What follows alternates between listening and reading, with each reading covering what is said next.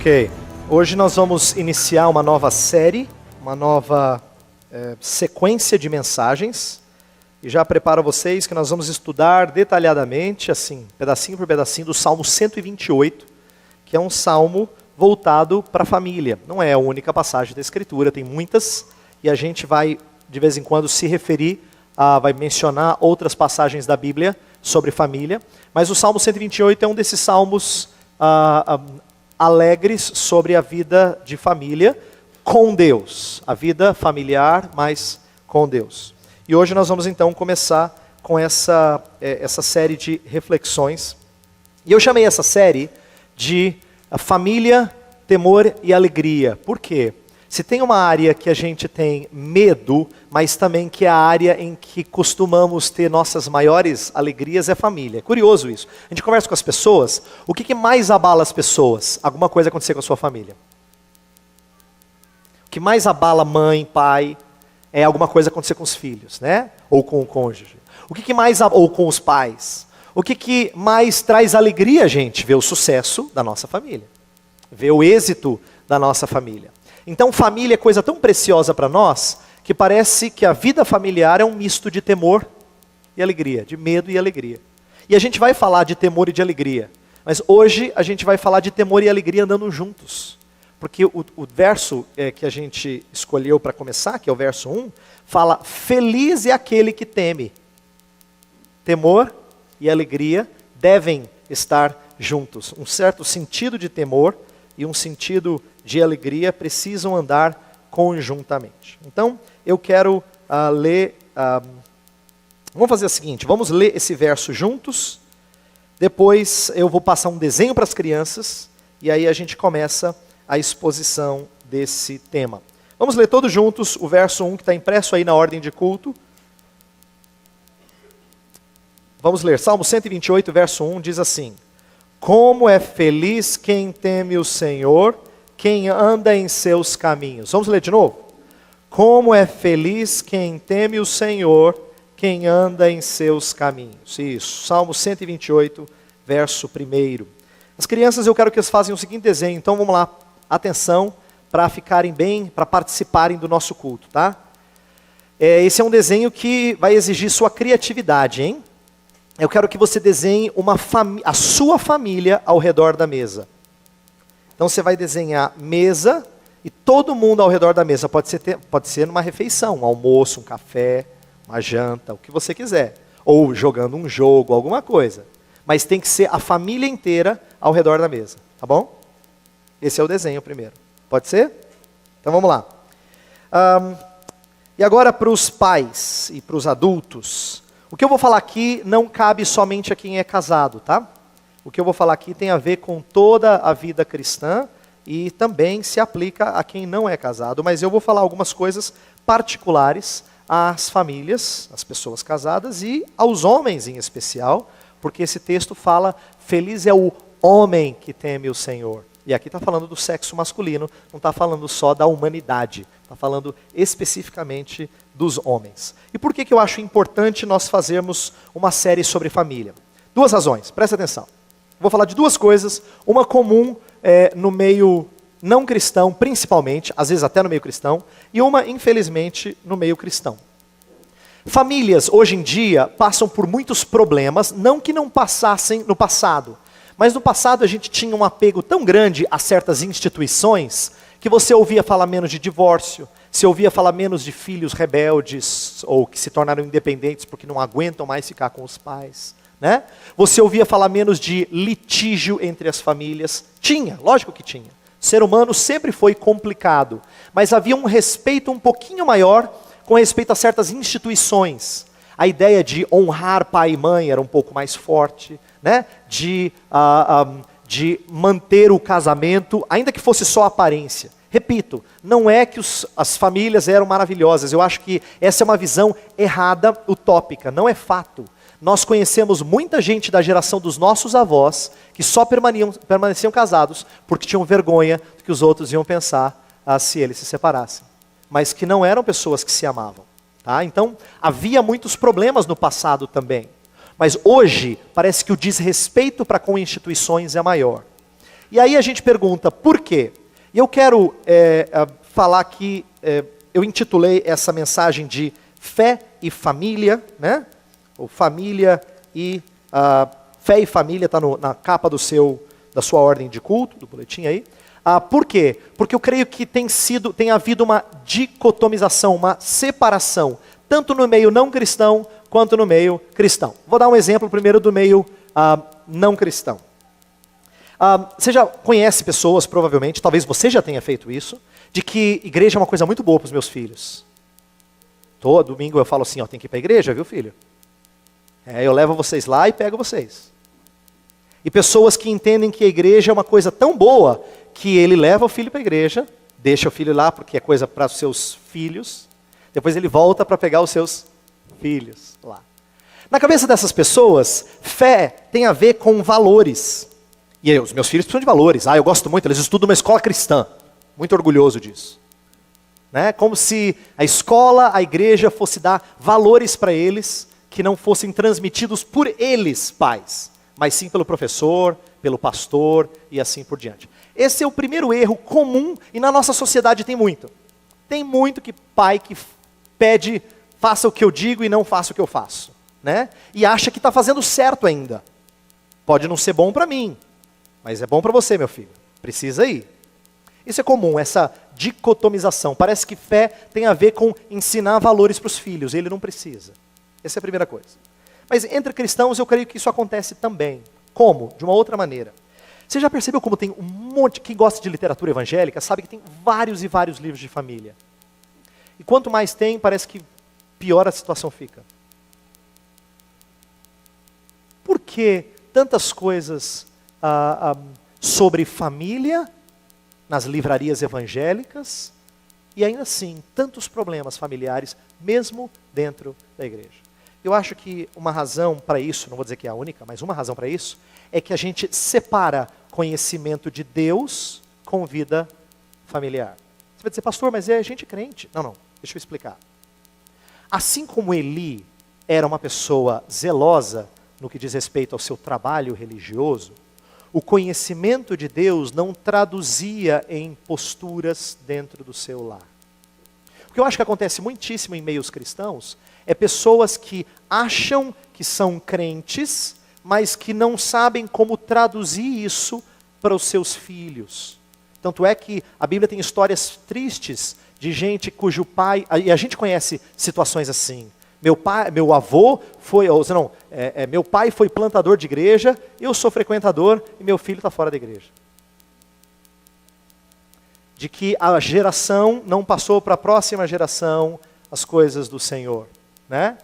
Não passou as verdades do Senhor. Então esse é um problema recorrente. Diante disso, eu creio que o que tem acontecido não tem havido uma tradução dos princípios de fé para a vida familiar. Às vezes a gente gosta de dicas. Estou tendo problema com meu filho, pastor, o que eu faço? Em outras palavras, me dê os 7 passos de uma educação perfeita. A gente quer dicas, antes do que um conhecimento de Deus que se traduz em bom relacionamento familiar. Então eu creio que há essa divisão em ambos os contextos, né? Tanto descrente quanto crente. E eu quero falar nessa manhã, e minha palavra vai ser breve, sobre uma das coisas que é reflexo dessa dicotomia. Eu quero falar principalmente aos homens aqui, então eu vou trazer palavras duras a vocês, meus colegas, e a mim também. De que uma das razões principais de famílias não andarem bem, principais, é que homens não ocupam papel de homens. Homens não se portam como homens que deveriam ser. E isso tem trazido tremendas dificuldades. Não é difícil detectar isso. Por exemplo, é muito comum a gente ver muito mais mulher na igreja do que homem. Dá uma olhada ao redor. Aqui não é diferente de outros lugares. É muito comum a gente ver, aparentemente, as mulheres mais interessadas em ouvir das coisas de Deus do que os homens. E uma igreja se mostra forte quando ela é formada principalmente de famílias, em que toda a família comunga no mesmo lugar, participa do mesmo lugar, antes do que famílias quebradas, antes do que famílias que estão metade aqui e metade não. Mas eu creio que uma das fraquezas principais das nossas igrejas são os homens. Trabalho com os homens é muito complicado. Quem é de outra igreja ou vem da igreja central e já congrega há bastante tempo, sabe como é difícil o trabalho de UPH, da União Presbiteriana de Homens. Como é difícil o trabalho com homens. Eles são mais complicados de reunir, mais complicados de fazer alguma coisa, sempre mais difícil, tudo anda mais devagar, é sempre pesado. Sempre. Nós somos a razão de muita complicação nas igrejas. Nós, homens. E eu quero começar falando do homem, porque o Salmo da família abre falando, feliz é o homem que teme o Senhor. E a família dele vai bem, porque ele teme o Senhor. Em outras palavras, é importante que nós entendamos que fé precisa fazer parte da família. Mas para isso acontecer, tem que começar com o homem. Então agora a minha primeira lição importante é dizer o seguinte, nossa congregação vai se tornar mais forte se os homens dessa congregação forem homens que conduzem as suas famílias na lei do Senhor.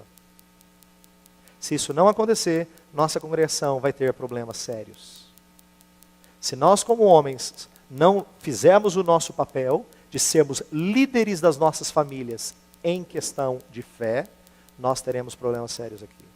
Porque Deus colocou o homem como um líder, inclusive nessa área. Um relacionamento sadio com Deus é o principal para que um homem seja o tipo de pai e marido que Deus quer. E o homem temente a Deus é a base de uma família abençoada. Inclusive, lembra que eu disse, nós lemos o Salmo 112, fala assim, o homem que teme ao Senhor jamais será abalado. Por quê? Se a base está boa, pode ter tempestade, que a casa fique em pé. Se a base foi bem construída. Se a base não está boa, a gente vive tendo a casa balançando na hora da tempestade. É compreensível.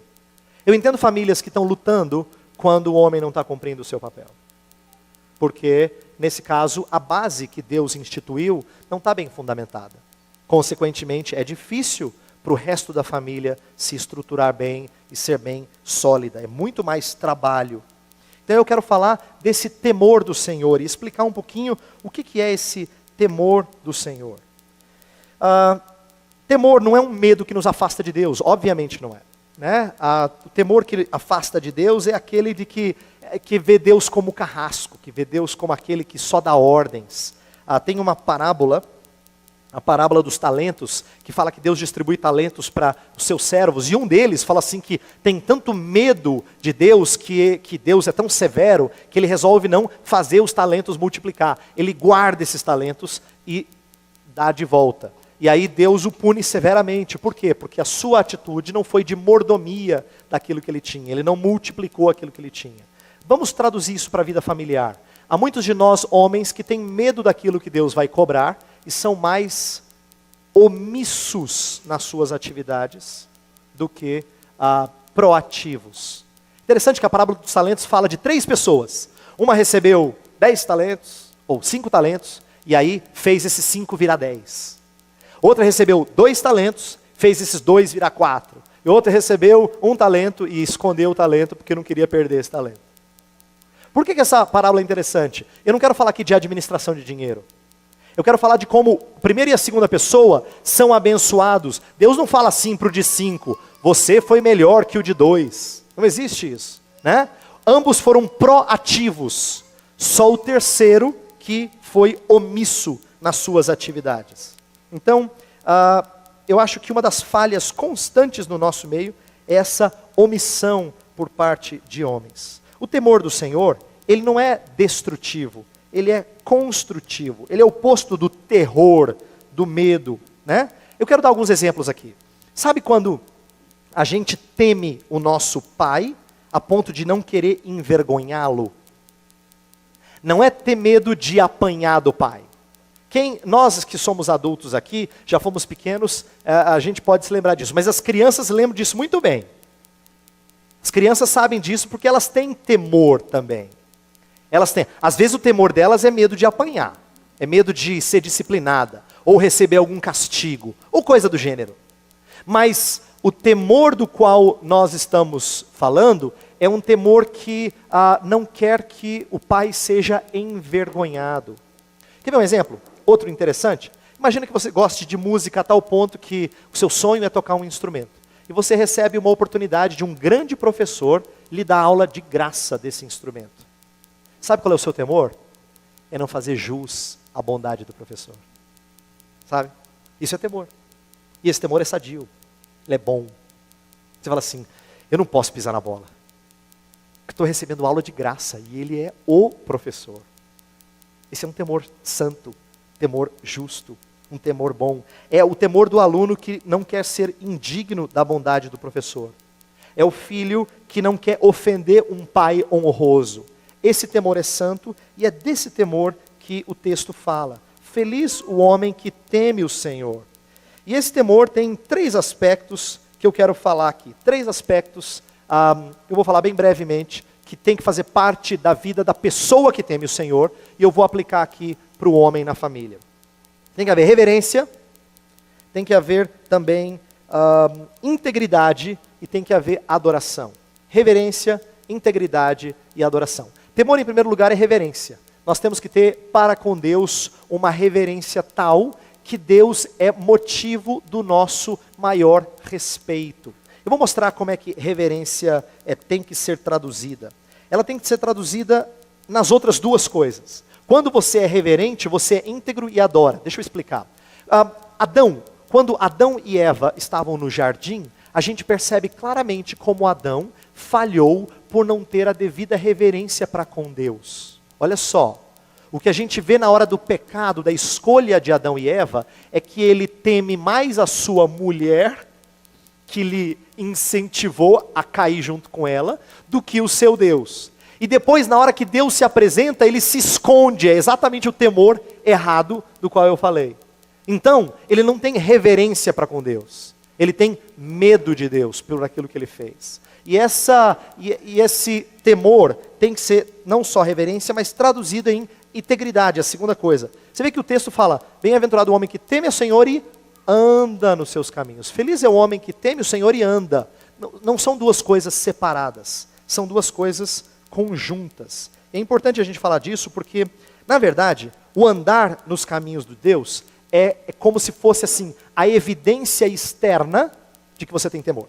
Se eu perguntasse aqui para todos os homens que estão aqui hoje, você está aqui porque você teme o Senhor? É possível que todos vocês dissessem, sim, Heber, eu temo o Senhor. Mas a gente vê o temor do Senhor à medida que você anda nos seus caminhos. A mesma coisa que você falar para sua amada, eu amo você.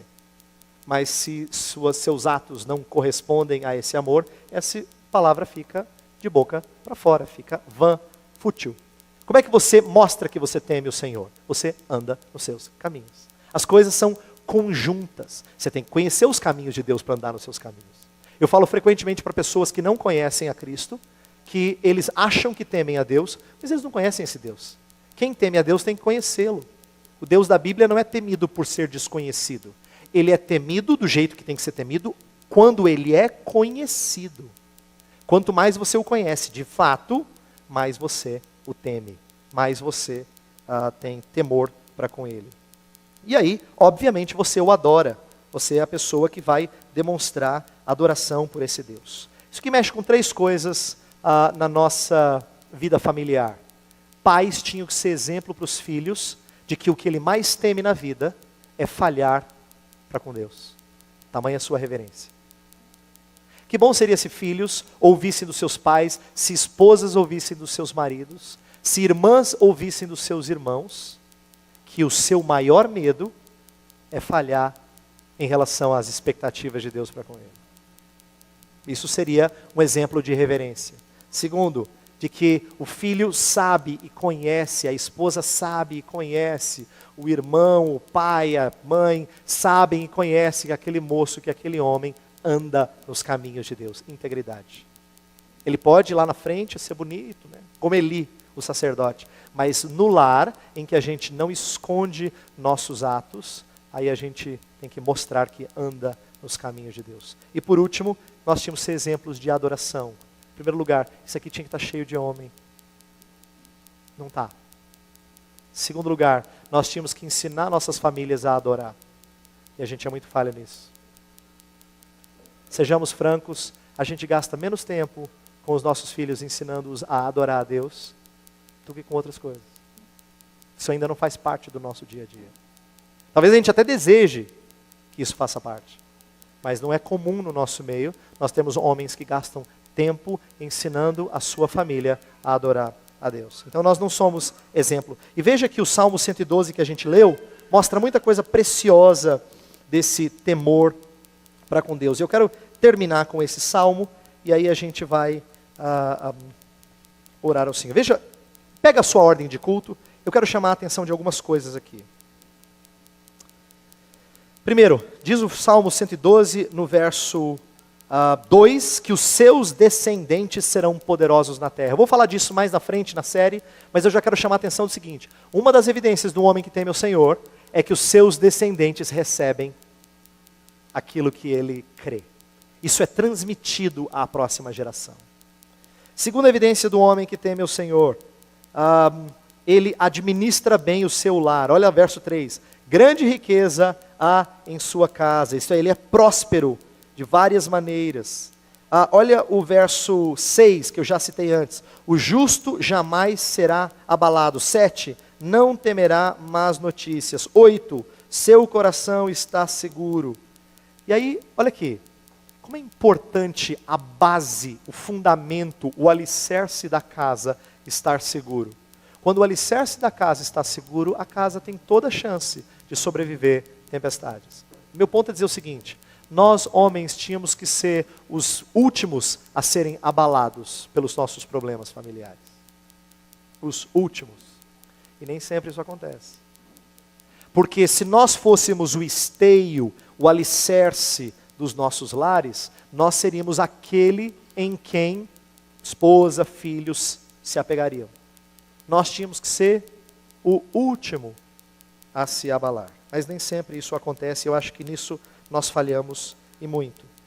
Meu desejo é que você, homem, pense, independente de ser casado, você, homem, pense nas implicações de ser uma pessoa temente a Deus para a vida familiar.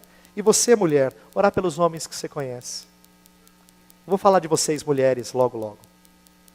Mas, por hora, se tem uma coisa importante que a gente tem que fazer, é a gente orar pelos homens.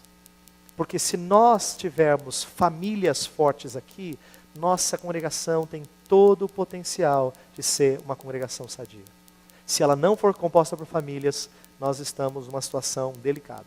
Mas se ela for composta por famílias, com os homens presentes, fazendo o papel de homens, protetores, líderes, condutores da sua família, na vida espiritual também, aí a gente tem potencial para ter famílias saudáveis e uma igreja saudável. Então eu vou orar pedindo que Deus abençoe nossas famílias aqui e dê aos homens essa postura de serem cônjuges e pais corretos. Tá? Vamos orar pela nossa igreja, pelos homens. Domingo que vem é dia dos pais. E se tem uma coisa boa para a gente fazer, não é se preocupar só em comprar presente para o domingo que vem. Viu, mulheres? Se é uma coisa que você pode fazer, ore pelos pais que você conhece. Pelos pais na sua família. Seu marido, seu pai, tios, primos. Ore por eles. Se tem uma coisa que crente precisa fazer perante essas festividades comerciais, é não cair na tendência comum dos nossos dias. A gente fica estressado para comprar o presente, não é? Ainda mais se você não tem a mínima ideia do que comprar. Você fala, e agora eu tenho que comprar, porque eu tenho que comprar. Mas aquilo é uma angústia, e a gente não gasta um suorzinho sequer em oração por esses homens. Eu acho que a gente falha nisso. Então está na hora da gente orar. E eu não vou pedir ninguém por nome, mas eu queria que uma mulher orasse pelos homens hoje. Nós vamos curvar nossas cabeças, vou pedir para uma mulher, voluntariamente, orar pelos homens que estão aqui nessa congregação, pelos homens das nossas famílias, para que sejam gente que ama a Deus e que conduz a sua família nos caminhos de Deus. Tá? Por favor, alguém, uma mulher, nos conduz a Deus nessa oração.